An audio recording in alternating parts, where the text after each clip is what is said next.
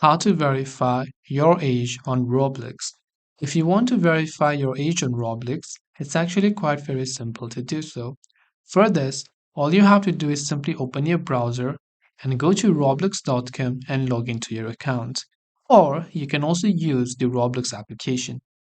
Once you've done that, click on the gear icon or the settings icon from the top right hand side of the screen and simply go to the option that says Settings. Once you go to Settings, on the left hand side you will be under Account Info. Scroll under Account Info, you'll find a section called Personal and you can see your birthday.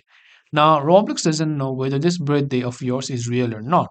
So you have to verify this by verifying your age and by uploading a couple of documents. Click on the Verify My Age button that you'd be able to find here. It will ask you to verify your ID using a valid ID like a driver's license, passport, ID card, or residence permit, or you can also use a smartphone in order to continue and scan this QR code. And once done and you upload your documents and so on, then Roblox will know your legal date of birth, and just like that, your identity and your age will be verified. I hope this video helped you. If you have got any further questions, feel free to leave them down. Thanks for watching and see you soon in the next video.